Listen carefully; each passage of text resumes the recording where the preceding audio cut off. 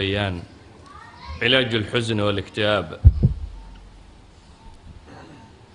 ولا بقى ري أو أف عربية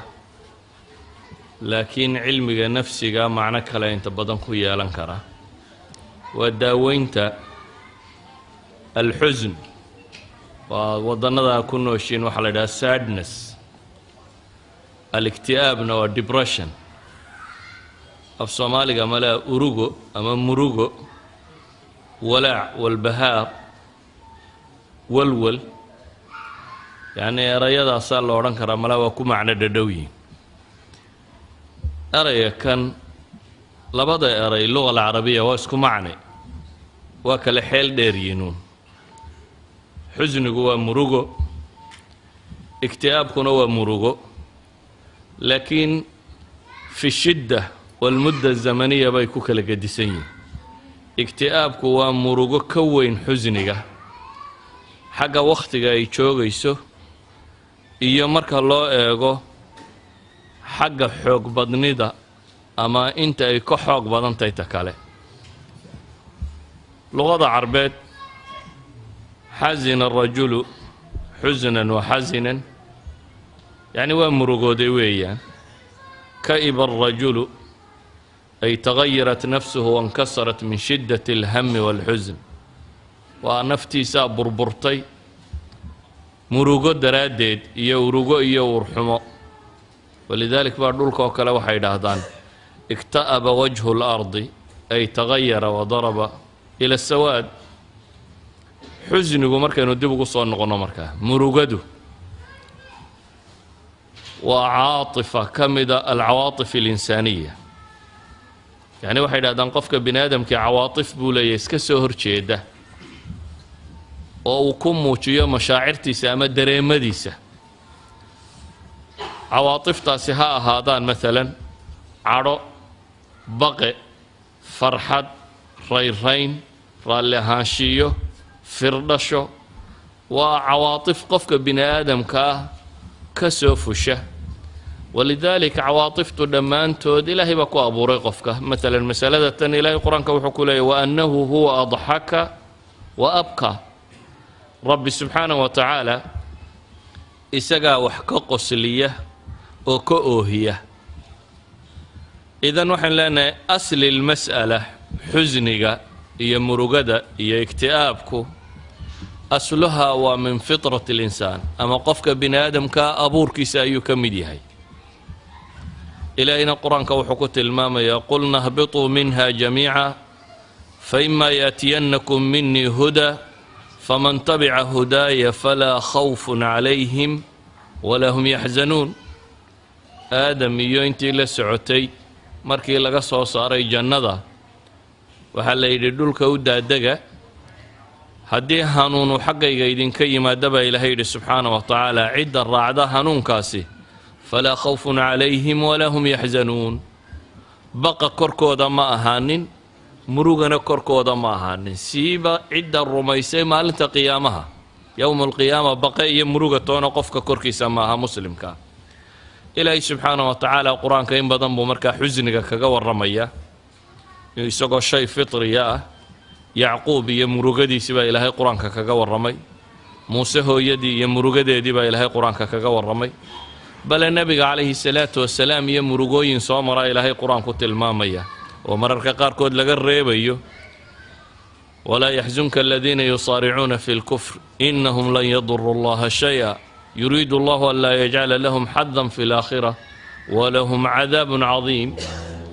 إلهي سبحانه وتعالى يسوق النبي محمد له الله عليه الصلاة والسلام أيوه حلي ييكم مرقق لنين dheeraynta ay u dheeraynayaan xagga gaalnimada ilaahay waxba ma yeeli karayaan ilaahay baa wuxuu rabaa subxaanahu wa ta'ala inaanay xad ama dheef ku yeelanin aakhiro la'allaka baaqi'un nafsaka la yakunu mu'miniin ama kii ilaahay waa Abu Bakr id yaqulu li saahibihi la tahzan inna allaha ma'ana asl al-mas'ala ikhwati marka waxaan leenahay xusniga muruga la yiraahdaa لكن مرغدو هدي حد كذا ضافته حنون بيسو بدشاه xanuunka marka ay isu beddesho xanuunkaas baa la yidhaha depression ama ikti'aab la yidhaahdaa waa qofka oo murugada hilmaami waaya oo dabeetana psychologically fikirkiisu isbeddelo oo ay xad xanuun ku gaadho culimmada badh waxay yidhahdaan erayada ah hamiga iyo qamiga iyo xusnigu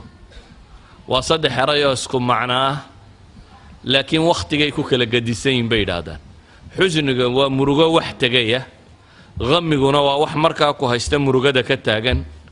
humuumta iyo khawfkuna waa waxa soo socdae mustaqbalka ku saabsan laakiin culamaa'i nafsi qaybo ka midii waxay leeyihiin maya hamiga iyo qamigu waa natiijo ka dhalata xusniga ama murugada ka dhalata si kale haddaanu tilmaamo adduunka aynu ku nool lahay waa meel loogu talagalay in laynagu itixaamo waa meel cidhiidhi iyo dhib iyo wax ku cadhogeliya ay buuxaan waana waxyaabaha jannadu ay kaga gedisantahay adduunka jannada ilaahay wuxuu ku tilmaamayaa laa yamasuhum fiiha nasabun inaan wax dhibi dadka haleelaynin oo dhibi ku soo gaadhaynin lagana soo baxaynin bal inaad eray ku dhibo maqlaynin laa yasmacuuna fiiha lagwan walaa ta'hiiman ilaa qiilan salaaman salaama amaa adduunku waa mucaanaa waa mashkilad waa rabshad ilaahay baa qur-aanku leh laqad khalaqna alinsaana fii kabad qofka bini aadamkaa waxaanu ku dhex abuuray beer xanuun baa la leeyahy yaa ayuha alinsaanu innaka kaadixun ilaa rabbika kadxan famulaqiih haddaba maadaama adduunku mashaakilkiisu tiro badan yahay waxa isweydiinta leh waxa weeyaan qofku siduu ula kulmayaa adduunka iyo mashaakilkiisa qofku markuu naxo ama boqo ama warwaro ama farxo ama rayreeyo farxadda iyo rayrayntaasi ama baqaha iyo murugada iyo urugadaasi ama walwalka iyo walaaca qabanaya wuxuu wax ka beddelaa hormoonnada jidhkiisa iyo qofku siduu u fakerayo maalan qofku marka cabsi badani ku timaado waxaa ku dhaca qanjidhadiisa qaybo ka midi waxa ay soo daayaan hormoonno ama muudad dheecaamadaasoo central nerve systemkaaga ama dareemayaasha guuda qofka bini aadamka uu leeyahay awaamir siiya oo tilmaamo markaa maalan qofku in dhiig garaaciisa uu dheereeyo daqdiga damiku inuu kor u kaco beerku inuu sukar badan soo daayo muruqyada in dhiigyo badan la siiyo caloosha in dhiigga laga joojiyo dheefshiidkaba shaqada ay joojiso waayo qofku inuu ama dagaalamo ama cararo ama ayaa jidhka loogu talagalay sidaa daraaddeed waa inuu helaa muruqu sonkor badan oo burburin karo si uu shaqo badan u qaban karo waa inuu helaa dhiig badan oo soo gaadhi kara naxdinta aad naxday markaa waxay beddelaysaa jidhkaagu siduu u shaqaynayay farxadda aad faraxdaa waxay beddelaysaa jidhkaagu siduu u shaqaynayay murugada aad murugootaa ama walaaca aad walaacdiya walbahaarka iyo warwarka kugu dhashaa wuxuu beddelayaa jidhkaagu siduu u shaqaynayay stresska qalaq iyo idiraabka qofka ku dhaca wuxuu beddelayaa jidhku siduu u shaqaynayay ilaa xad ay dhici karto jidhku inuu qaado sababaha daraaddeed xanuunno badan oo xataa biological ah oo uu ka mid yahay gastritiska xanuunadan gastriga la yidhahdo wax kan inta ugu badani stressiskan baa keena warwarkan iyo walbahaarkan qofka ku dhaca baa keena waxaa ka mid a xanuunno beer xanuuna waxaa ka mid a xanuunno badan oo qofka bini aadamkaa soo haleeli kara darisku markaa wuxuu yahay sidee loo daweeyaa xanuunadan tirada badan leh qofka bini aadamkaa ku dhici kara sidee loo daweeyaa warwarka iyo walbahaarkase maxaa u dhaxeeya xadkee markay gaadhaa buu noqonayaa ikti'aab xadkee buu weli xusniyey sadness inuu yahay laakiin aanu xanuun gaadhin markuu ammaanan yahay markaanu ammaanayn ilaahay subxaana wa tacaala qur-aanka wuxuu ku tilmaamayaa qofka mu'minka ahi taacaad iyo cibaado loo baahnaa inuu qabto uu qaban kari waayey inuu ka murugoodaa wax bannaan inay tahay bal ee la ammaanay oo qur-aanka ilaahay wuxuu kaga warramayaa koox nebiga u timi calayhi salaatu wasalaam dagaalkii tabuuk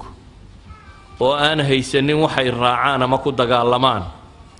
oo nebiga weydiistay waxay fuulaan inuu siiyo awr iyo gaadiid inuu siiyo ay ciidanka ku raacaan oo dabeetana nebigu yidhi calayhi salaatu wasalaam ma hayo wax gaadiida iyo waxaan idinku qaadatoona ma hayo oo iyagoo ooyaya nebiga ka tegey murugo ay ka murugaysan yihiin inay jihaad ay nebi maxamed raacaan calayhi salaatu wasalaam inay ka baaqdeen ilaahay baa qur-aan soo dejiyoo leh walaa cala aladiina idaa maa atowka litaxmilahum qulta laa ajidu ma axmilukum calayhi tawallow waacyunuhum tafiidu min addamc xasanan anlaa yajiduu maa yunfiquun kase la diidan yahay ee aynu ka warrami doonnee xanuunnadana keenaa waa kan adduunka ku saabsan inta badan xoole aad weyday caafimaad aad weyday mushkilad kuula kacday waalidka ha dhintay carruur kaa dhimatay dhibaatooyinku soo gaadhay ka yimaada waa ka ilaahay leeyay maa asaaba min musiibatin fi lardi walaa fii anfusikum ila fii kitaabin min qabli an nabra'aha ina dalika cala allahi yasiir likay laa ta'saw cala maa faatakum walaa tafraxuu bima aataakum الأسى هي الحزن ربي وحليه سبحانه وتعالى وحي إذن هليلة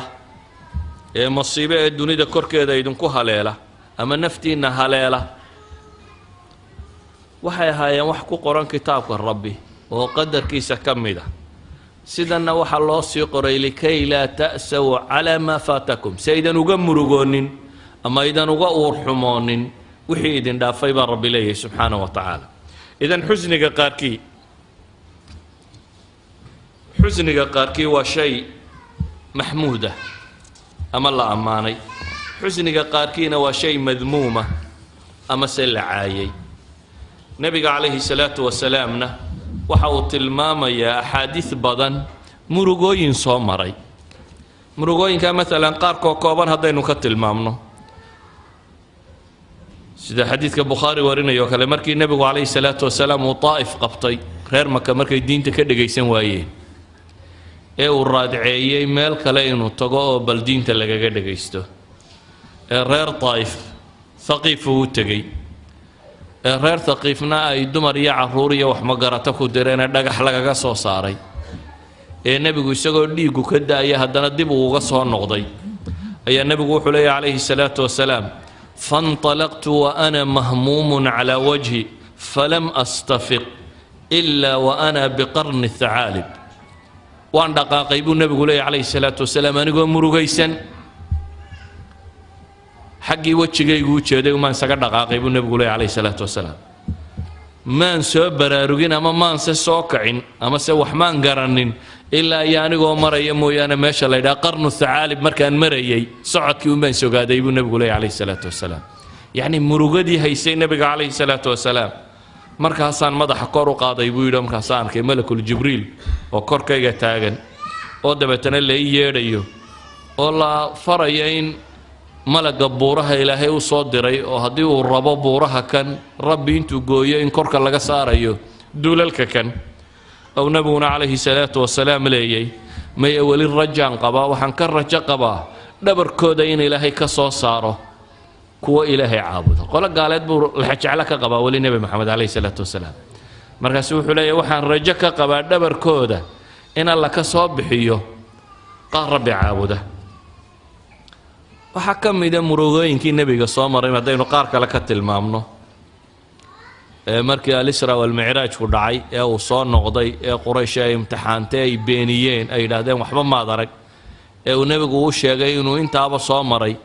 ayaa la yiri bal way su'aalan ku weydiinayna ka jawaab su'aala la weydiinaya waxa weeyaan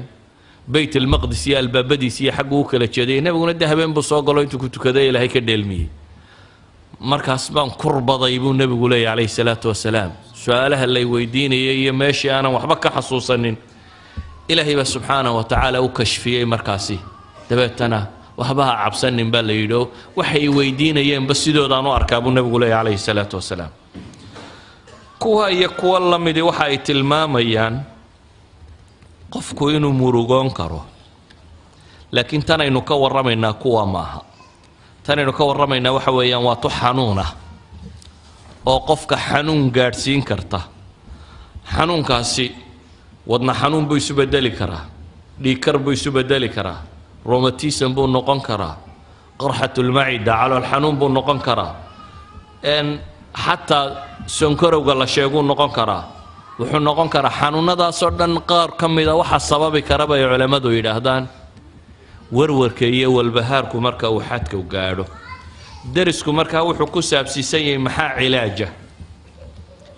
ورور كي والبهار كاسي والله بالنوع نوع مركا هربا وحكينا وحبا ولا تشكاله وحبا ولا تشكاله وحنو جيدا وحنون ديبريشن كان قفك كدعي وحنون مركا دنبايس هذا اليوم اللي قاري لكن حنون كان كدعي مررك قاركود علماء قربا وحيلين وحكاي من كرا جيركيسو خلل الشقيي اما هيريدتي دحلتويه هورها نوقدو او فاميلي عائله دايلهين اما هالنقطه بيدادان مثلا الغده الدرقيه قنجد كان هلكن ku jira oo dhacaamo badan soo daayo dhacaamadii loo baahnaa aan soo daynina khalkhal ku dhacay ama ha noqdo qofka vitamiinisku B12 iyo wixii la mid ka yaraadeen kuwaas waa dhan waa wax daakhiliya laakiin waxay yiraahdaan kanaynu inagu ka warramaynaa kamaha waxaynu ka warramaynaa waa wixii ka yimi asbaab khaarijiya asbaabta khaarijiga ay ka timi markaa waxa weeyaan qofka mashkilada ku dhacday qofka oo warwar galay qofka oo musiibo intay ku timi musiibadii xijin kari waayay xanuun bay dhashaa marka dambe waxaynu markaa soo bandhigaynaa cilaajkaynu ka warramaynaa uu yahay أحد العلماء المسلمين دكتور عبد الله الخاطر وارد الله ونحرسته وطبيب نفسي أنا ها نشاخنا ها رسالة وقري والحزن والاكتئاب لا يدعده إيه علماء ذاك لا وحي كردية بين صابرنا دوني ده حنون كان يروح ما أنت كمدي حنون هذا وترى هذا بدل له حنون هذا سايكولوجيكال كما سايكاتري اسكوبوقة صومالي ده بدك تشوف تايم كبوفس بيد هذا وفكا هبل بوفس ما كل عاي حنون هذا نسل هذا الكي ورور كاهي waxay kamideen xanuunada dunida ugu tirada badan leh walidaalka waxa la tilmaamaa Yurub oo kale afartii qof ba qaba bay yiraahdaan afartii qof ee kasta Yurubiyana mid baa liqa daawooyinkaasi loo liqo xanuunada nafsiga waxaad baahidooda ka garanaysaa ahad ad-ducaat sacuudiyiinta wadaadadan ducaada mid kamid ah buug yar qoray oo uu bixiyay la tahzan waxay yiraahdaan waa buuga ugu tabcad badan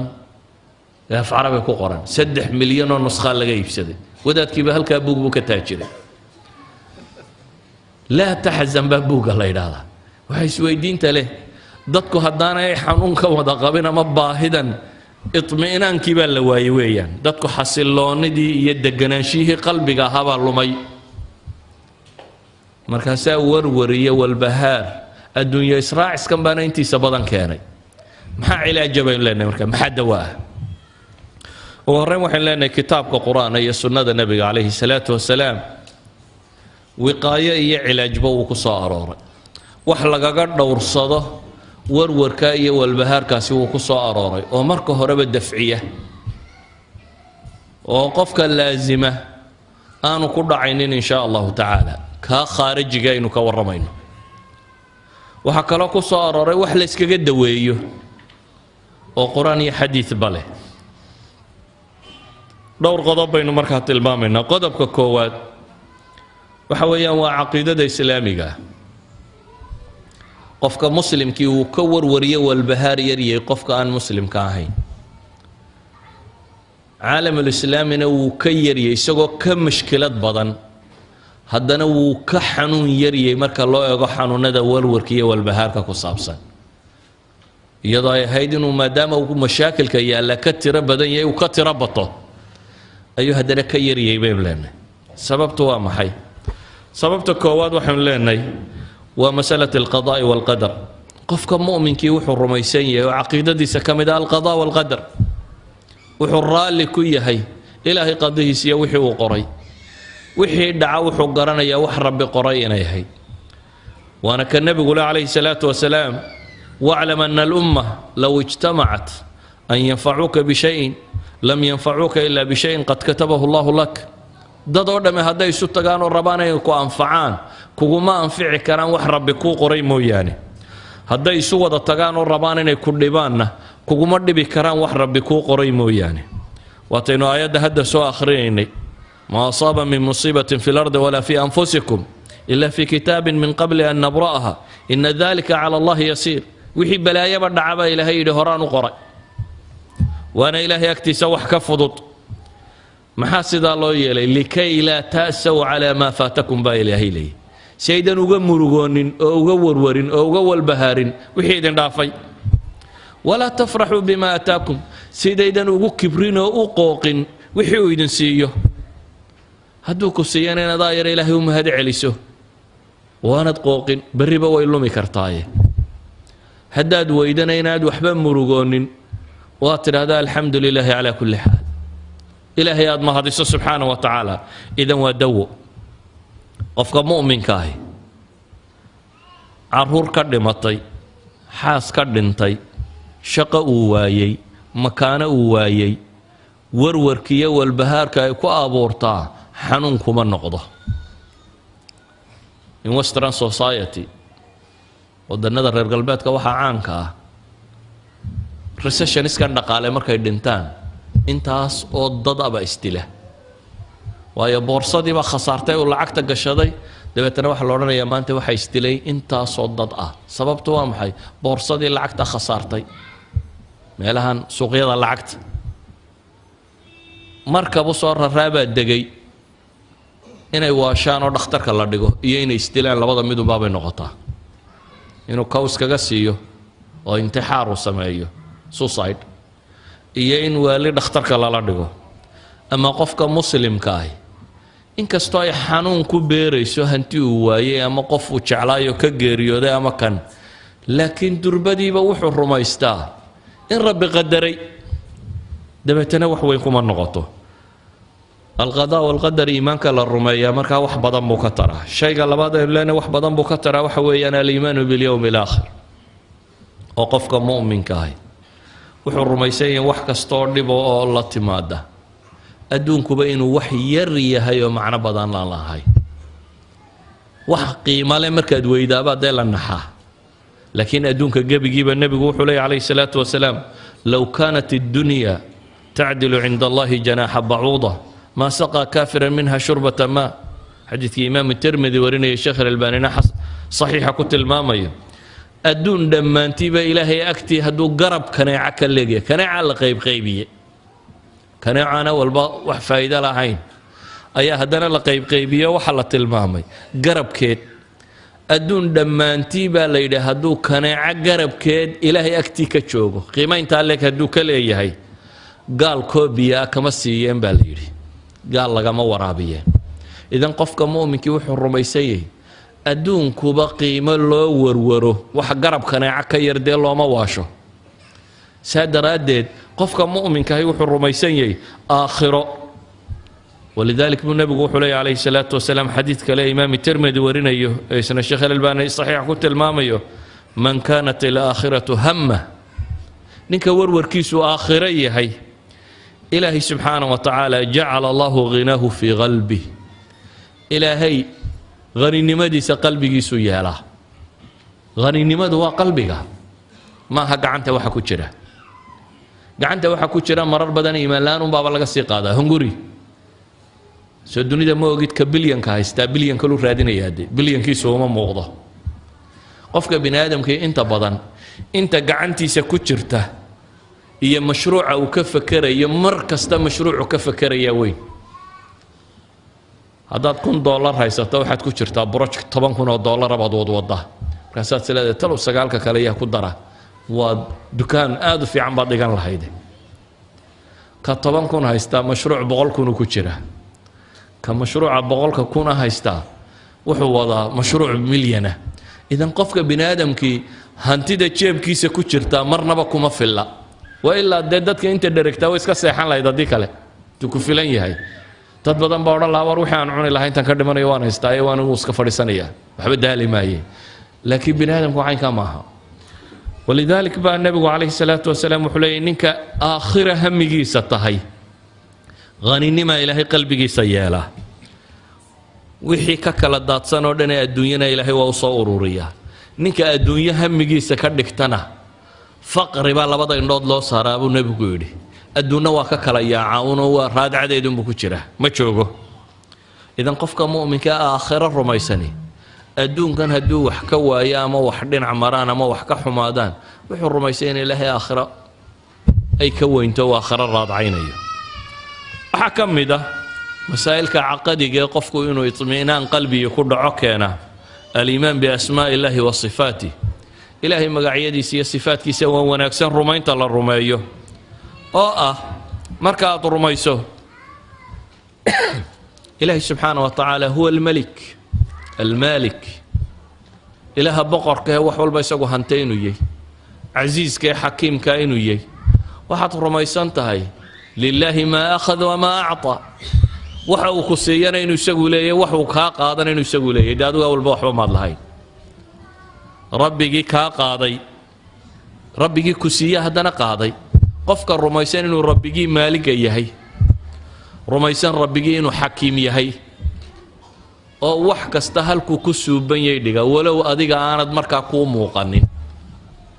qofka rumaysan rabbigi inuu yahay rahiimun waduud midna xariis badan wax kasta oo uu sameeyo adiguna naxariistaadu ku jirto walow muuqaal kan dhow aanay ku muuqanaynin asmaada iyo sifaadkaasi qofka rumaysani dhibaatada ku timaada warwar kuma hayso waayo wuxuu rumaysayay ilaa xikmad la sameeyay qisadii Khadir iyo Muusa kugu filana quraanku tilmaamayo Khadir wiil yar buu dilay oo rabbi faray inuu dilo أقتلت نفسا زكية بغير نفس بموسى كضاد ورما النف باد الشيء أنا النف الدلين شيء وين الله انكرابات لطي مبويري مركي دم بخضر وشرحي وحي موسى وفهم كرواية وحو الشاقي وأما الغلام غلامك فكان أبواه مؤمنين فخشينا أن يرهقهما طغيانا وكفرا إن كان ير أن دليبولا يا به يهودي لبقف مؤمنا يهايا وانا يتشعلاين كالقعل كيوهيين وحنو كعب سنيبولا إني ويداريان بحقه وقال لما هي مشكلة دا يوغيستان دبتنا الربا وحكى خير بدنا وغفي عن رب السيو ظاهر كوا الماء دنتي والد المهي سكر دنتي لكن إلهي سبحانه وتعالى قدرتي سوى حالة المامية inay sidani khayrku ku jiro marka qofka mu'minka ah ee rumaysan ilaaha tadbiir kale dunidan maamula biyadihi alkull wax waliba ay gacantiisa ku jiraan haddana afcaashiisa ay wada xikmad iyo cilmiga iyo khibrada ku salaysantay wuxuu sameeyay inay waxsan yihiin uu rumaysan qofka muslimka ah inaanay waxuma ku jiraan aanay ahayn sida daraadeed dhibo ma arkayo waxaa kamida qofka mu'minkii inuu rumaysan yahay noloshaba inuu arko inay imtixaan tahay maadaama uu arkayo noloshu inay imtixaan tahay inuu adduun waayo ama xoolo waayo ma sheegayso in rabbi necab yahay ama in dhibi soo gaadhay bal waxay sheegaysaa nabigu calayhi salaatu wasalaam wuxuu leeyahay inna allaha idaa ahabba qawman ibtalaahum ilaahay duul hadduu jeclaado wuu itixaamaa والله يتحامى وحا لا ايغا بل انت ربي كو كلسوني دقالا لغا يتحامى عرور با لغا يتحامى ادون با لغا يتحامى مشاكل كلا سو غادا نولشا كهورتيمادا حديث امام احمد با ورينيا صحيح الجامع الصغير كان كو يالا وحا كميدا نبي عليه الصلاه والسلام انه ليه اشد الناس بلاء الانبياء ثم الصالحون ثم الامثل فالامثل مفهومك وقفك نولشا واركا وحي تahay dadka waxa u dhib badan nabiyada inta nabi dib soo gaadhay qofay soo gaadhay male nabi maxamed alayhi salaatu wasalaam inta dib soo gaadhay gaal baa ka xoog batay oo cadaadiyay oo uu ka hijroodo baxsaday oo ka daba duulay oo meel cidla uu ku qabsatay oo gaaja qabsatay oo gaaja daraadeed nabi maxamed laba dhagax buu caloosha ku xidhay من saxaabiya intuu yimi yidhi ilaahay rasuulkiisa bal waxaan haystaa daygaajada beerku ka qaaday marada saxaabigu isagoo hal dhagax xidhan nabi maxamed alayhi salaatu wasalaam maradu caloosha ka qaaday saa laba dhagax baa nabi maxamed xidhan idan gaaju soo maray oo ciil gaaleed buu soo maray oo dib buu soo maray oo dagaal buu soo maray oo wax walba soo maray anbiyada kale quraanka ilaahay kaga waramayana sidoo kale bay ahaayeen ولذلك ما إلهي القرآن كوحو كليه ضدك بوحا امتحان بدنا النبيده ثم الصالحون كوا وناكسن باكوحيقة ثم الأمثل فالأمثل بنبوي سيدا يددك وكلا فضي بدي بي مرانك قاركو وكلا امتحان بدي حديث كإمام الطبراني باصو صاري صحيح الجامع الصغير كرواكو قري إذن وحين لأن هي نبو عليه الصلاة والسلام وحلي قفك هدي دينتي سحوق وكتشره بلدا لو كرديا ابو نبي قول امتحانك هداي دينتي سفضيت كجيرنا ولا قفضيدي امتحانك ابو نبي قول عليه الصلاه والسلام اسنا صحيح الجامع الصغير كو قري ارمها سو دمه waxay tilmaamayaan iyaguna inaanu qofka muslimka wax warwargaliya ahayn walidalik balaayooyinka dhaca qofka muslimkii wuxuu rumaysan yahay in ilaahay dambi kaga maydho والنبي وحلي عليه الصلاة والسلام حديث في صحيحين كويالي ما يصيب المسلم من نصب ولا وصب قفك مؤمن كامها لا يشوه دال هي وصب مرض بكانتون مها له ولا هم ولا حزن عفوا وانكحوا معنا نكوجو وحللي هاي CF 130419 تويوتا واي waxay xanibaysaa dadka laga qaado gaariga lamba baledkiisu yahay CF 130419 Toyota White jazakumullahu khayr Toyota nabigu alayhi salaatu wasalaam wuxuu tilmaamayaa qofka mu'minka wixii daal iyo dhib iyo xanuun iyo hammi warwar iyo murugo haleela ama adaa ama ghammi dhib oo dhan mid psychological iyo mid physiological yani qofka wixii haleela ee jidhahaan u haleela xanuunada iyo mashaakilka ku dhaca ama wixii maskaxaan u haleela ee warwar iyo walaac iyo walbahaar iyo tiiraan iyo urugo iyo urxumo ku dhaca miday doontaba ha noqotee qodaxi xataa ma mudabu nabigu alayhi salaatu wasalaam ilaa iyo dembiga ilaahay barhka ka maydha qofka mu'minka ee rumaysan mushkilada qabsatay in dambi laga meydhayay de kuma keento warwarkaasi inuu bukoodo xanuunsado buufisu ku dhaco walidalik ayaa nabigu alayhi salaatu wasalaam wuxuu tilmaamayaa intaa waxa uu si dheer hadduu ku sabrana inamaa yuwaffa asaabiruuna ajrahum dadka sabra ajarkooda wuxuunbaa u oofinaya rabbigood isagoo ah baa la yidhi bigayri xisaab mid la koobi karo isagoo aan ahayn waa kii nabiga calayhi salaatu wasalaam haweenay madow oo suuxaysaa u timi cudurkan suuxdimaa la yidhaha qabta waxay tidhi ilaahay rasuulkiisiiyo waan suuxaa ilaahay ii bari inuu xanuunkan iga qaado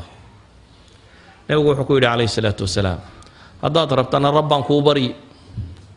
haddaad rabtana waabaad iska sabriyo jannaad yeelan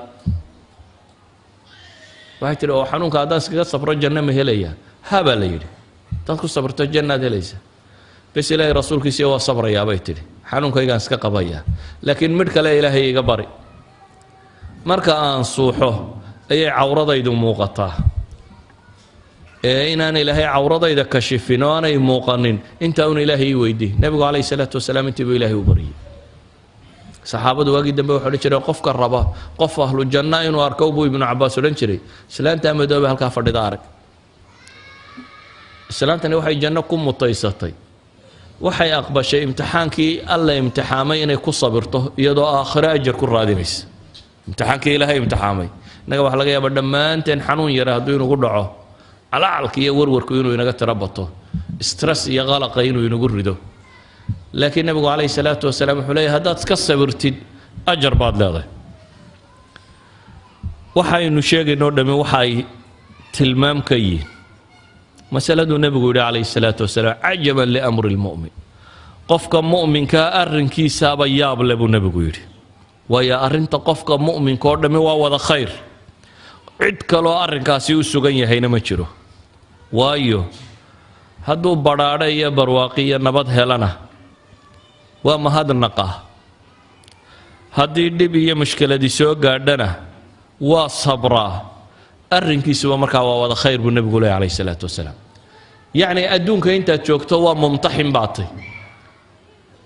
waxa lagugu itixaamo adigu dooran maysida ilaahay baa doora ilaahay baa kuu dooraya imtixaanku noocuyey adiga waxa ku saaran imtixaan kastoo yimaada noocu doonaba ha noqdee jawaabtii sax ahayd inaad bixiso adigu arday waraaq loo dhiibaa tahay imtixaan la rabo inuu qoro imtixaanku noocu noqonayo dee macallinkaa soo doorto soo qora adiga inaad ka jawaabtaa lagaa rabaa adduunkan adiga waxaa lagu keenay in lagu itixaamo ibtilaa amaana imtixaankaagu noocu noqonayo ilaahay baa doora sidoo ambiyadaba ugu dooray ambiyada qur-aanku wuxuu inooga warramayaa nebiyo boqorra ah oo madaxa oo hantiyo xoolo la siiyey oo dowladdana haysta oo nebiyana iyo rasul nebi sulaymaan iyo daawuud iyo socaynka maaha waxaa la inooga warramayaa nebiyo la addoonsaday oo addoomma noqdayba nebi yuusuf ayaa qur-aanku ka warramaya waxaa qur-aanku ka warramayaa nebiyo la beeniyey oo la eryaday oo caymadoo firdhaday sidii nebi muuse iyo ciddii la midka ahayd waxaa qur-aanku uu ka warramayaa nebiyo dhagaal laga furaystay oo wax kasta isidhi sheega oo 950 sannadood diin sheegayay oo wax soo raaca waaya ilaa qaliilan mooyaane saa qur-aanku u warramayo waxaa qur-aanku ka warramayaa nebiyo xanuun lagu itixaamay nebi ayuub baa qur-aanku ka warramaya oo nebigu calayhi salaatu wasalaam leeyay 18 sannadood buu jiifay ilaa dadba iskaga wada tegay idan imtixaanka adigu dooran maysid imtixaanka ilaahay baa dooraya adiga beej baa kuu soo baxaya ma xoolo noqoy ma maamul noqoy ma bukaan noqoy ma wuxuu doonuu noqonaya adiga beejka kuu soo baxaa la rabaa jawaab saxa inaad ka bixiso hadduu barwaaqiyo badhaadho noqdana inaad mahadnaq iyo shukri kala timaadid oo cibaadadaa la timaadid nebi sulaymaan waa la itixaamo xoolaa lagu itixaamay ilaa iyo mararka qaarkood wuu arkay imtixaanada qaarkood inay garab mareen oo intuu wixiiba laayay uu yidhi ilaahu imtixaanka ii kordhi oo loo kordhiyay imtixaankii oo rabbi awzicnii an ashkura nicmataka alatii ancamta calaya ku ducaysanaya ilaahu waxaad nimcay ii dhibtay inaan ka mahad celiyo ayaan ku weydiisanaya waxaan leenahay markaa qofka mu'minkaa arrinkiisoo dhammi waa khayr walidaalika waxaan leenahay warwarki iyo walbahaarki iyo walaaca waxaa abuura iimaan darrada qofka aakhiro rumaysani nebigu calayhi salaatu wasalaam wuxuu leeyahy akthiruu dikra haadimi ladaat war waxaa badisaan buu nebigu leeyahy calayhi salaatu wasalaam ka nolosha macmacaankeeda gooya geerida badiya geeri lama xasuusta buu nebigu yidhi iyadoo nolol cidhiidhiya lagu jiro ilaa way ballaadhataa nolol ballaadhan iyadoo lagu jirana lama xasuusto ilaa way cidhiidhiyoontaa buu nebigu yidhi calayhi salaatu wasalaam mar haddaad geeri xasuusan tahay dhadhan badan ma leh biisada iyo macmacaanka iyo intaa isla dhacaysaan geeraa ka dambaysa haddaad gaajo iyo rabshad iyo mashkalad ku soo martayna wax weyn ma aha sawaaba la iska qabanayaaye iminka way kugu jirtaayo way gaajoonaysaa une waxa ka dambeeya sakaraatulmowt iyo dhib kale idan waa haadimu ladaat warwarka iyo walbahaarka wuu yareeyaa qisas badan bay culammadu meeshan ka warramaan laakiin aan hal qiso idin tilmaamo gabadhii saxaabiyadda ahayd ee alkhansaa la odhan jiray waa gabadh jaahiliyadii hore soo noolayd waxaa la yidhi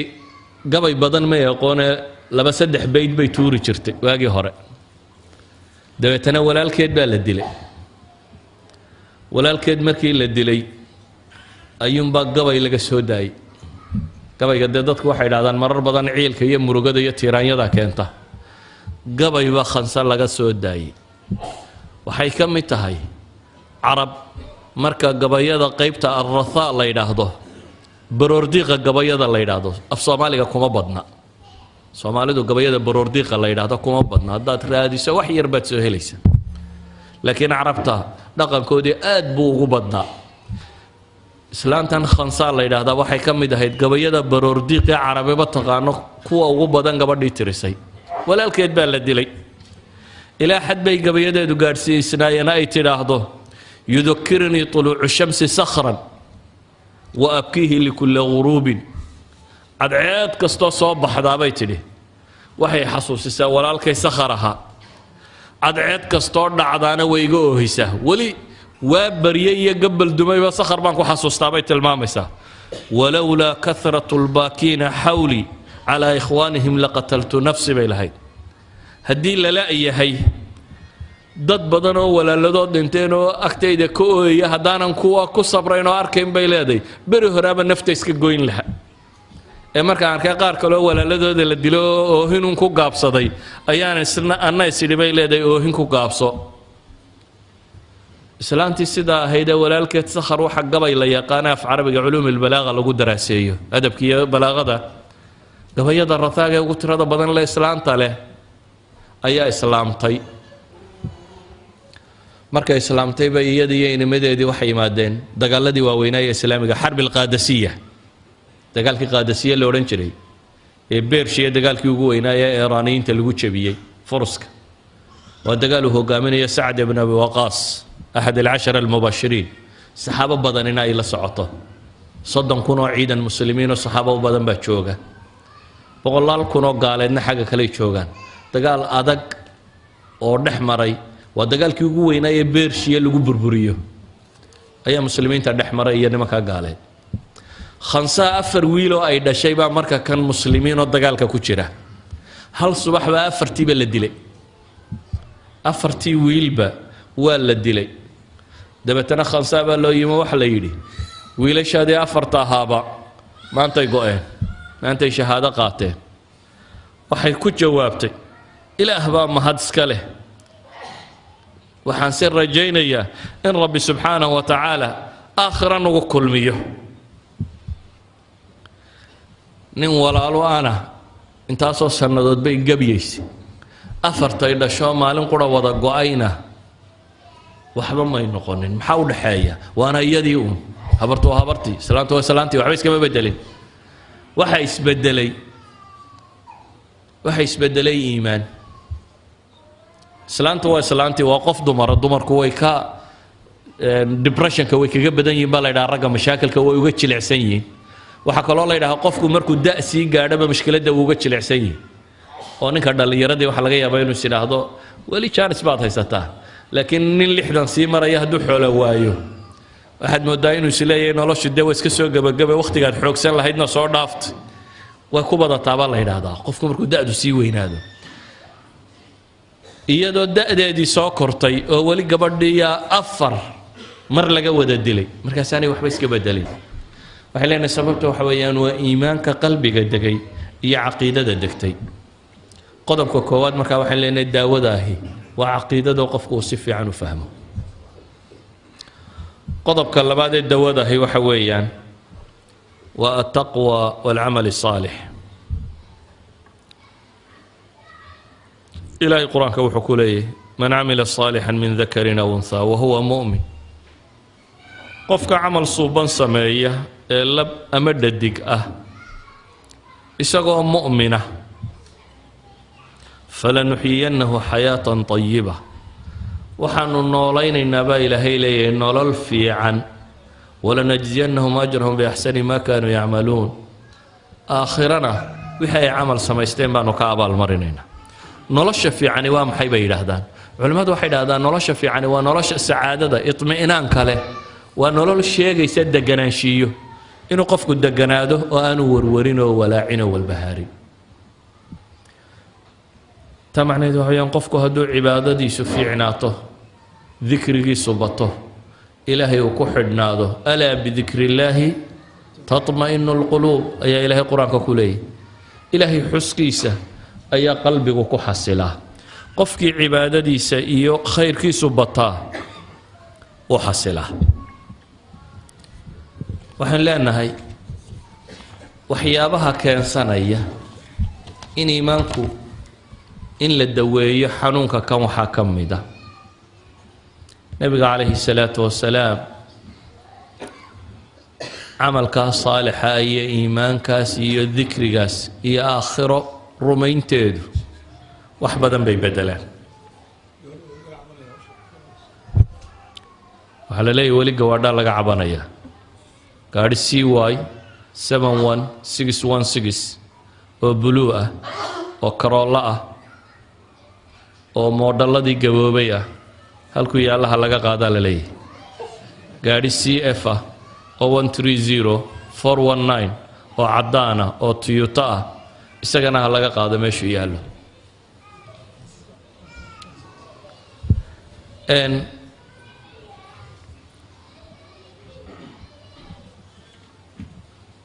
qofku adduunka siduu u arko axad alculamaa'i الصaalixiin ibraahim ibnu اladham nin la odhan jiray oo culammadii waaweyneyd ka mid ah sufyaan athawri iyo raggii la wakhtiga ahaa ka mid ah ayaa wuxuu odhan jiray baa la yidhi ninkani reer lacag lu asalkiisa ka dhashay laakiin adduunkiiyo wixii intuu iskaga hijrooday oo ka yimi bariga fog ayuu xijaas iyo shaam iyo dhulkan buu iska yimi waxay yidhaahdaan wuxuu ahaan jiray dadka zuhdiga ama tasawufka u banbaxay oo ah mid kitaab iyo sunno ku salaysan oo saxiixa wuxuu isku dayi jiray inuu xamaasho isagaa xamaalan jiray dushiisuu ku xamaali jiray dadku beeraha u ilaalin jiray qoys lacag lu ka dhashay uu iskaga yimi waxaanu ahaaba yidhaahdaan nin aada u cibaado badan oo mustajaabi dacwa ah nin ay a'immada waaweyne markay arkaan waxay yidhahdaan jalsada uu fadhiyo sufyaan thawri markuu soo fadhiisto hadalka wuu joojin jiray bay yidhaahdaan amiiru lmu'miniina fi lxadiid ninkii ahaa ibraahim ibnu lahdam waxaa la yidhaahdaa wuxuu odhan jiray weedhihiisa waxaa ka mid ah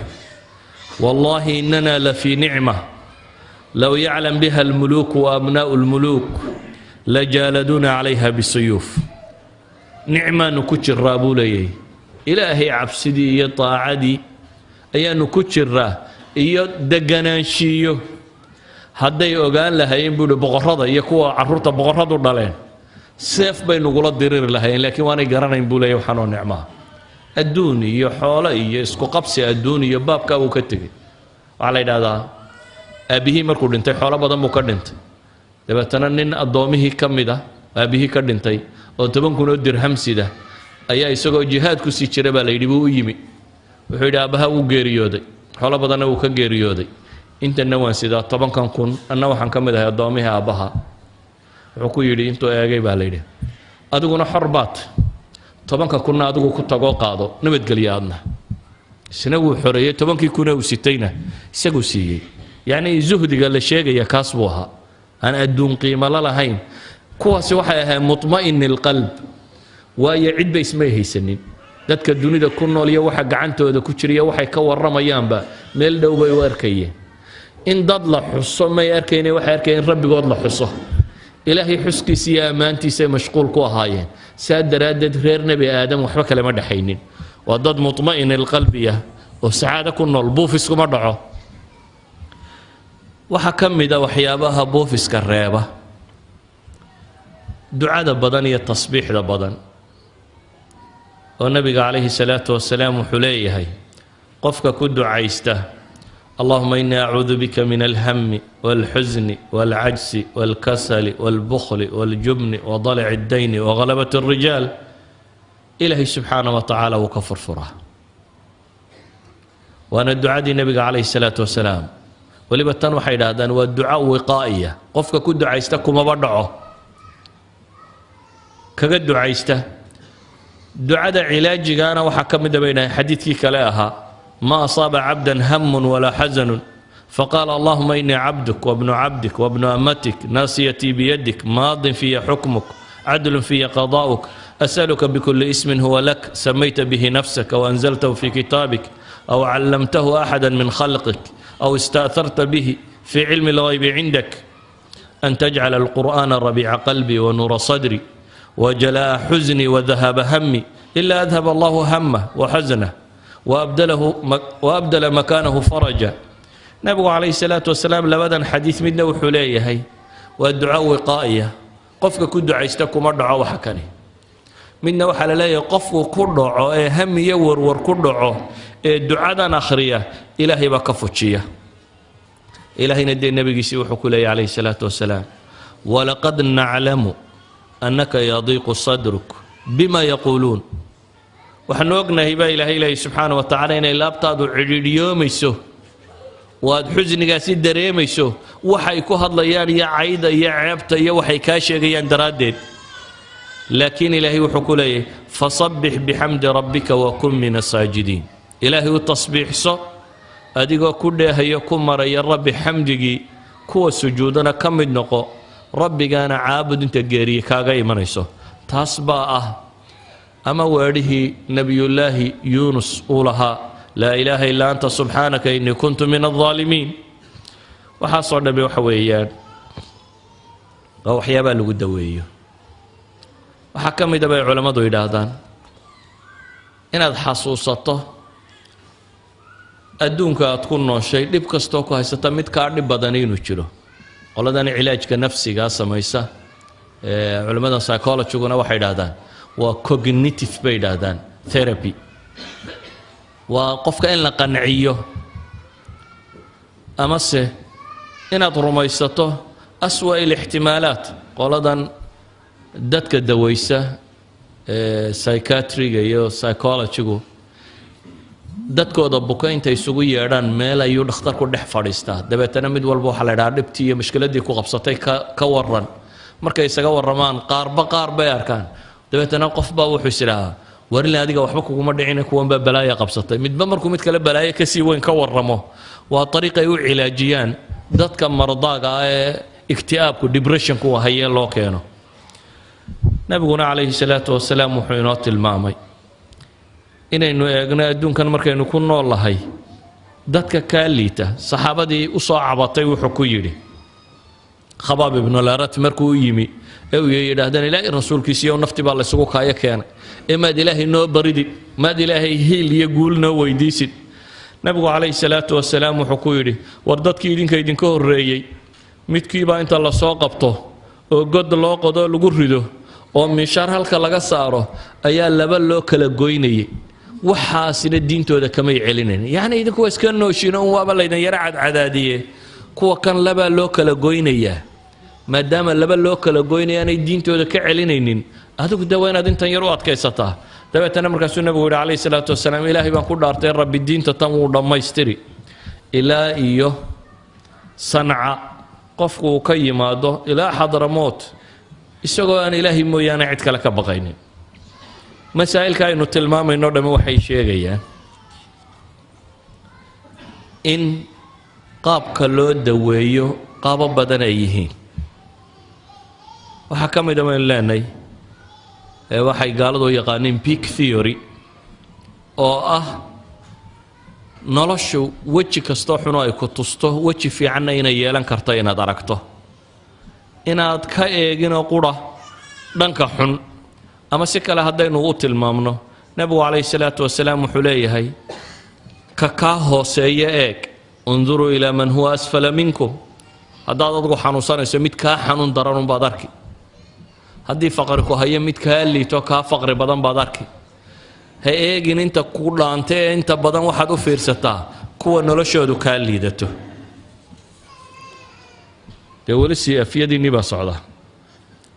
ee gaadhiga c f 124209 oo masda ah iyo gaadhiga c y 132940 oo nisana labadaba meesha qayaalin ha laga qaado fadlan gawaadhida ayaan lagu dhimin bini aadamka kale adan naasi ma bannaana marka baabuurta dariska iyo guryaha dariska iyo meelaha aan baarkinka ahayn ha dhiganinee meel hagaagsan dhigta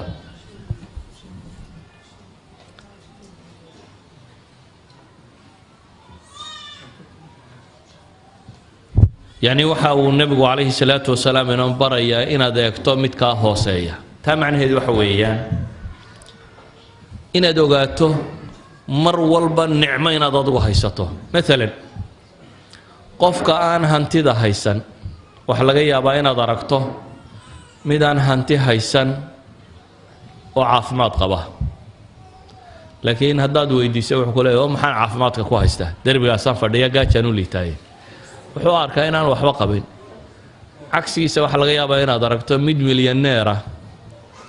oo inta macaan iyo barashar iyo balaayo oo dham isugu timi wixiisii wax ka liqi kari la oo dunida dabadeeda haddii dhakhtar lagu sheego la yidhaha waxaad haysataba keen waa lagu caafimaadinayaayo ogol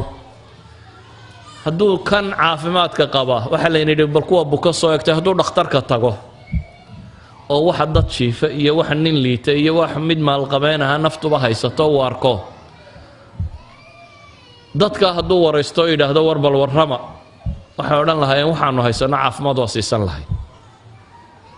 markaasuu garan lahay in taaj saaran yahay laakiin aanu arkaynin waxay yidhahdaan sixadu caafimaadku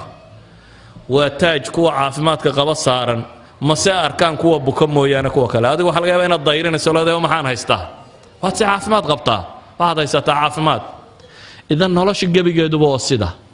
qofka mu'minkaa waxaa la faray inaad eegto ka kaa liita iyo ka kaa hooseeya dhibta haysata bale dhibaatadaa dhib lagu daweeyaa hal qisaan idin tilmaami doonaa saxaabadii nebiga calayhi salaatu wasalaam waxaa ku dhacay dagaalkii badar dagaalkii uxud way guulaysteen markii hore gaaladiina way jabiyeenoo way kala caymadiyeen waa kala carartay haniimadii iyo wixii bay gurteen iyagoo haniimadii iyo wixii guranaya waa tii dhibtu dhacday ee saxaabadii buurta dambe ilaalinaysay rumaadda ahayd inta iskaga yimaadeen is idhaahay haniimada wax ka gurta khaalid oo gaalada la socduunbaa meel godoloola arko xagga dambuu soo maray muslimiintiibuu dhabarka kaga soo dhuftay mar labaad baa muslimiintii la jabiyey muslimiintii hadda guusha haysatay ayaa waxaa ku dhacay jab sheegaya in 70 laga dilo dib loo caymadiyo ay kala cararaanba saxaabada badh baa firdhadkii madiine galay taa waxaa kaga sii daran iyadoo mushkiladdu halkaa marayso ayaa balaaya shaydaan ka dhex qayliyey la leeyahay nebi maxamed baa la diloo laga takhallus intii goobta ku soo hadhay ee markaa dagaalamaysana markay maqleen nebigiiba wuu dhintay ayay iska fadhfadhiisteen ilaa sacd ibnu rabiica axad saxaaba uu soo maro cumar iyo rag meel fadhiyuu yidhaah war maxaa qabanaysaan markaasay dhaha maxaanu samaynaa dee nebigiiba la dilyi aadan uga xumaa sheekha inaan microfonka ka qaado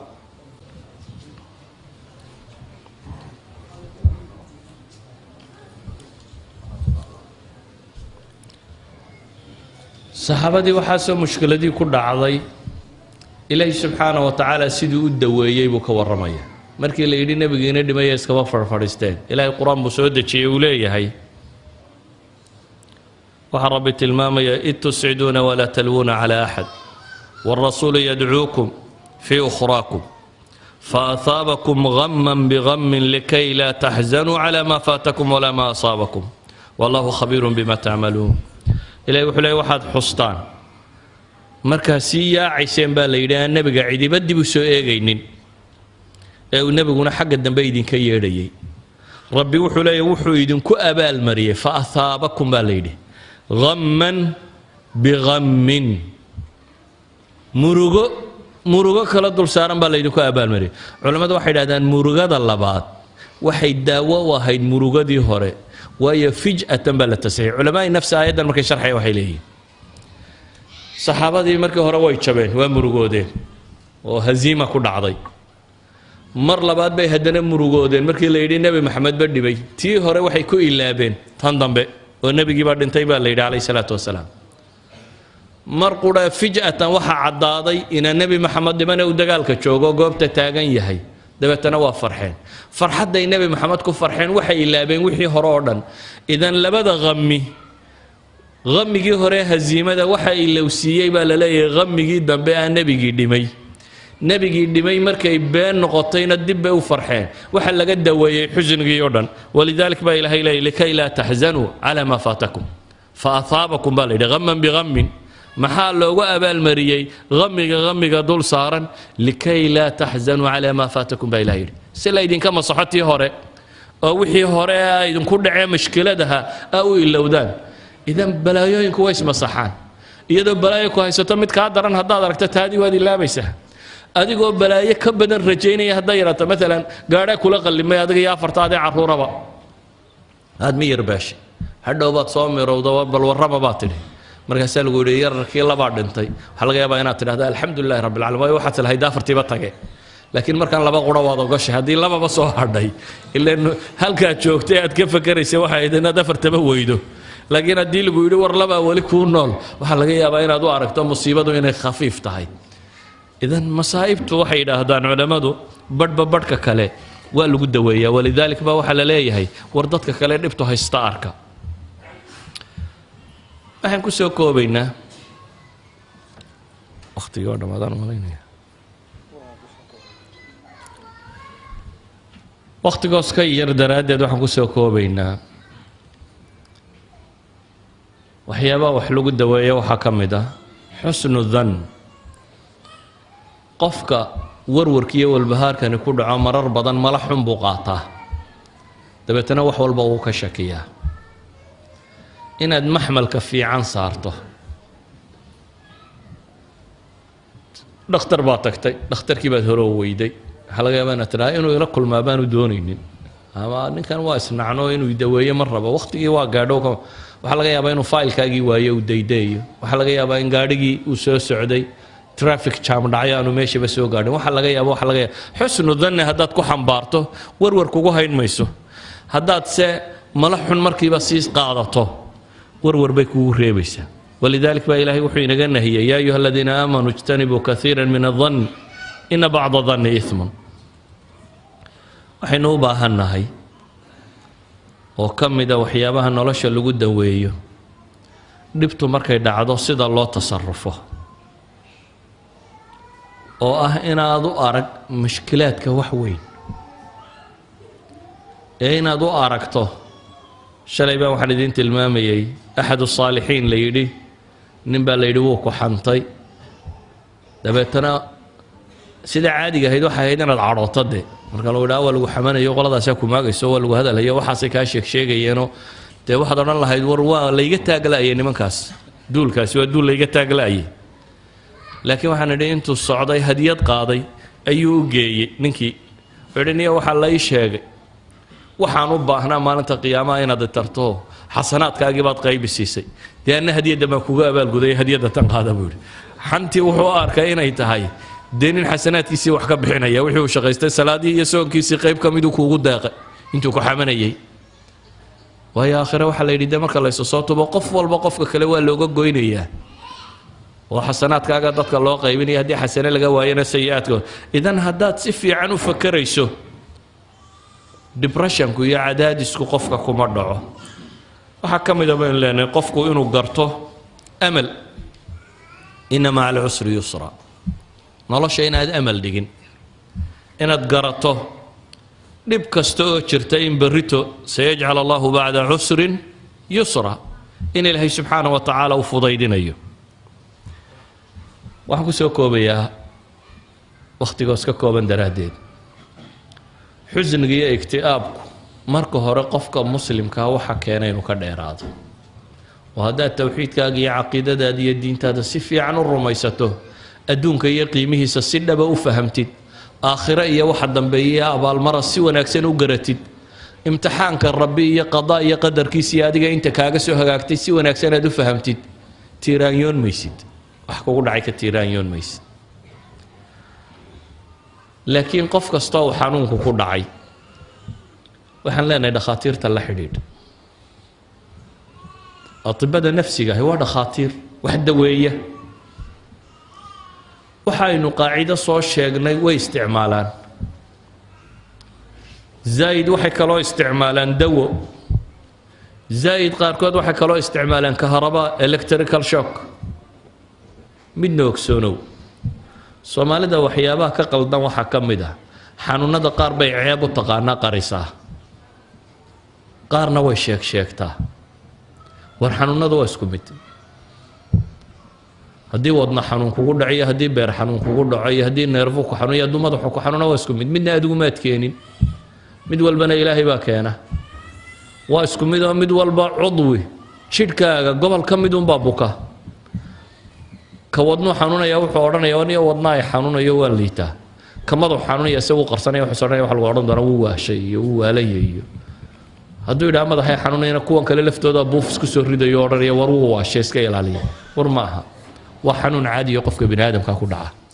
depression kuna waa xanuun hatta hadaan la daweynina qofku si caadi ah u dhaqmo laga yaabo 9 months meelahaas inuu kaga bogsado laakiin haduu dhakhtar si fiican u la xidhiidho waqti yar buu kaga bogsanaya bidin ilaahi taala إذا النبي يقول عليه الصلاة والسلام إلهي حنون ما سود دجين إلا داودي سنو سود دجي الدوما إلهي استوي أبو النبي عليه الصلاة والسلام مدنا اسكو يا الله ما أورن استوي حنون لغاية أبو طبعا مروكينين أين قاطين تكجبك سن لهيد أيو قفك قرصنا يا إلا ينتو مرض كردجنا يا مكوالنا أيوه أما وضفر يا اسكود يا إيرو إلى هذا ورم حنون صنايو حنون كل التلينية وحنون بني آدم كقدعة حنون هذا كلنا لمده كعلى الحنون كهية يكاودنا حنون كهية يكابر حنون كهية يكامسك حنون كهية مدول بعضو كمدة شركي سحنونية مدنا يسقو مكينين مدول بنا الداولي مدول بنا ولا الدوين كره خاطرت مدح الدويسان ما هددتك الدرجون عبسية وح لقوا شام وح دقن كاردك يكسيني ولا دواء عادية إذا وحين إذا كلت لنا وحويان كو قفك مؤمن كي هدي مسائل كان خارج جاي ويسكد دوين كرا لكن كون يقوى كلبه هداد لا تشط الطبيب كاغا ولي خاصة وحن شعلان لها الطبيب كنفسي إنه طبيب نفسي ومسلم النقضة وهي كاسة قرنا يا سيدي أدو فكر يصير رسمي قا بس كحدو هدي سقل دنو فكرته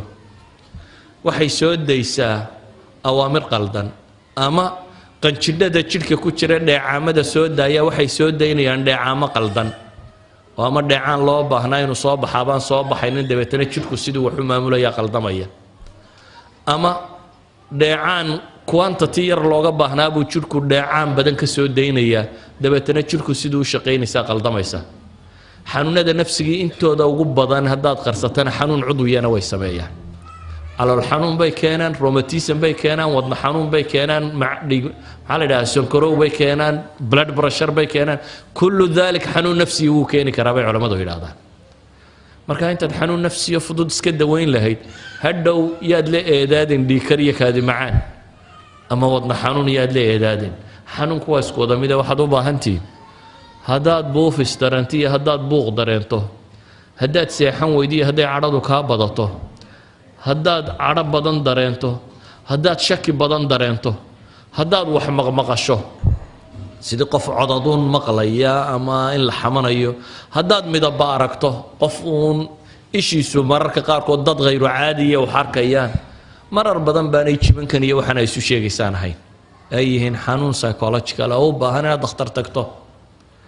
idan ikhwati fi alcaqiida ugu horreyn waxaan ku leenahay caqiidadaada saxo waa sax wardigaaga badiyo dikrigaaga laa ilaaha ila allah subxaana allah alxamdu lilah salliga nebiga badso waa lagu degaa cibaadaadkaaga badso rabbigaa kalsoonidiisa badi basharka iyo waxay walaaqayaan ilow intaa kadibna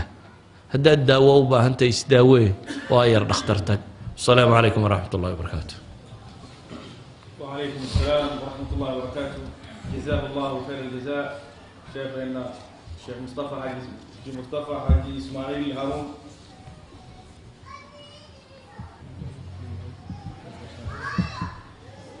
بسم الله إن شاء الله تعالى وحجعل لنا سؤالها إن نقضان سؤال كساب سن موضوع سمر كاسي وهاك سنته الموضوع كساب سن إيو ويس وطن أجود لكن وقدم روح السوق ويدعو دربنا يقولي هاي شيخنا مصطفى الله درتي أيام توجع على هاي هذه أنا يدعي هنوك قد قبل ربي هاي نجعل هذا إلهنا وحن كواذا برينا قفكا ينتهي كلامين حق الله ينتصه اللهم أرنا الحق حقا وارزقنا اتباعه وأرنا الباطل باطلا وارزقنا اجتنابه إلهي وحن ويدي سنة سبحانه وتعالى جتكي نبي محمد مري يا صالحين تي توصنا إذن ربي نوها نونيو كوي دين تاسلام كاكو ولا لو بكل رقمنا إلهينا غيره صلى الله على نبي محمد وعلى آله وصحبه وسلم جزاه الله خيرا su-aasha saa-iilka halkan uu kusoo qoray wuxuu leeyahay sheekh waxaan dalkan joogaa muddo 4 sano ah xaaskaygiina waan kala maqannahay muddo maadaama aanan aadi karin ma soo doofin karaa oo dalkan ma geeni karaa muxram la-aan haddiise aeroboortka aan ku kulanno dadka hortooda hab buu ku siin karaa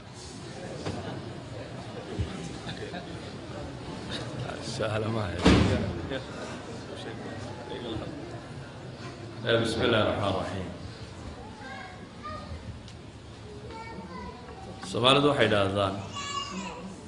waxaan caaniyo nabad baahayn waa la kala qaadaa bay yidhaahdeen waxaa muuqata dhaqamadii gaalada inay idinku soo dhowaanayaan intaad salaantaada bannaanka ku qabsan lahayd guriga la tag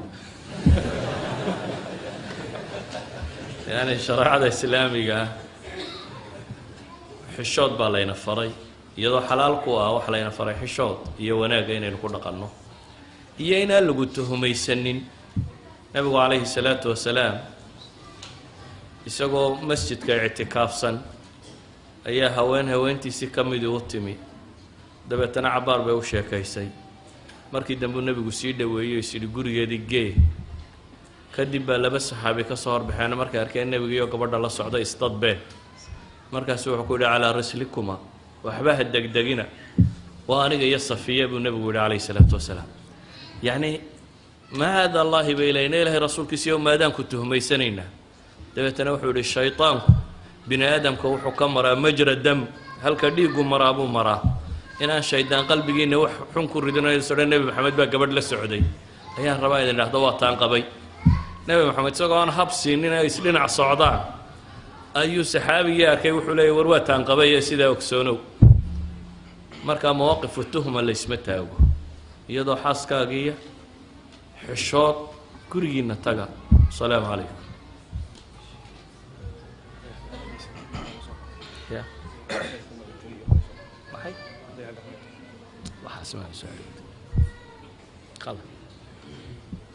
dayaxa ma la tegay iyo maxan ma la tegay war waxba idinkama dana dayaxa haddii la tegana idinku tegi maysaan haddaan la tegina shaqadiinna maaha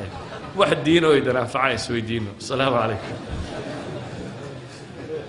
sidaas ayaan idin leeyahay macnaha mawduuca inuu noqdo ka asilada ay noqoto asila mawduuca wajihi ku ah oo ku saabsan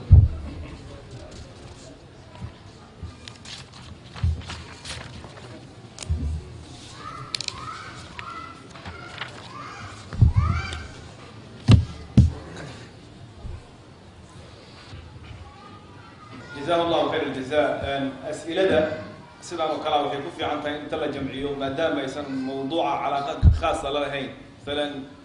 ضيع قعمتك ولا تجي كور ديارتي بقى كاشكي له راعي لا دوكيومنتي لا تحريبات ليس هاي جزاكم الله خيرا لكم موضوع ان شاء الله تعالى أسئلة وحي كفي عن الله هي سيد حالك على أسئلة دي وجيها علماء ويدي لها هي فقلبت كذا دان جالس هل نواركنا ان شاء الله تعالى لكن شيخ كستا محاضرة وبحين يسؤال شكو سابسن أي مهمة له وادرة كل أرضي ولا سوءها موضوعي بحو سؤال شكو سابسن أي مليون تيجله شيخ سؤال اللي يدينا إنه أدو مجعليه مركا جزاكم الله خير الجزاء شيخنا أدو مسيء هاي وحاي نوحي دون هدينا بكرة النقطة محاضرة كله وأيدو عنوان كذي هاي حدو كجرا حلقة الصومالية حلقة صومالية حقو كجرا موضوع عص إن شاء الله تعالى دقائق يركدي بيوبيح دونا صبرا إسكان مارتي إن شاء الله تعالى تصبيح صلاة المغرب وحاول ويسودوا ذهي قبل صلاة المغرب أيام موضوع هذا منظر إن شاء الله تعالى وجزاكم الله خيرا. تفكرت يوما بمعنى الصديق وأرسلت طرفي بفكر عميق ترى ما سيرسو عليه اختياري وماذا سيغدو كظل رفيقي تفكرت يوما بمعنى الصديق وأرسلت طرفي بفكر عميق ترى من سيرسو عليه اختياري وماذا سيغدو كظل رفيقي. وقالوا سيضنيك بحث دقيق فجهزت نفسي لبحث الدقيق. ركبت البحار وخضت الصحارى وسرت النهار وقد جف ريقي. ويممت شطر الجبال الرواسي وفي قمة قرب واد سحيق. دعوت الإله تفكرت يوما بمعنى الصديق وأرسلت طرفي بفكر عميق. ترى من سيرسو عليه اختياري وماذا سيغدو كظل رفيقي. وقالوا سيضنيك بحث دقيق فجهزت نفسي لبحث الدقيق. ركبت البحار وخضت الصحارى